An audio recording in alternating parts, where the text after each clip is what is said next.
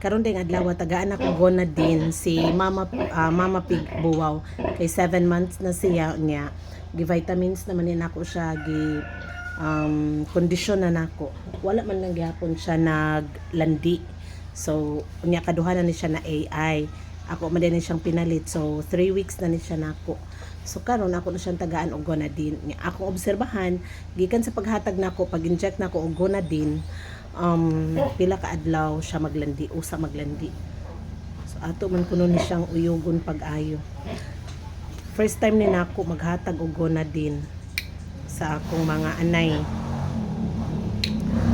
So ako ang akong style no kay ang traditional nga pamaagi sa pagpamuhi sa baboy ug ang kabag-uhan na based on science akong gi-combine. So na ako'y traditional gikan ni mama o kana sa mga veterinarian gani, mga veterinary nga mga vlogs ug kanang based sa ilang mga experiences kanang mga farm ba nga nag-vlog.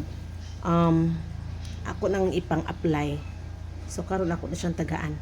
Ito na siyang i-shake ug maayo. Ihurot ko nun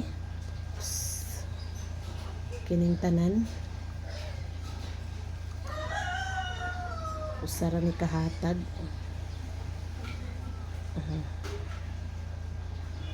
ano yung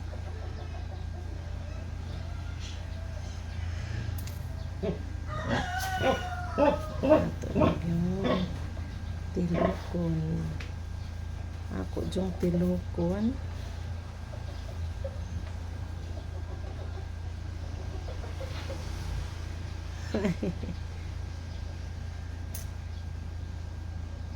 ano na to kahatag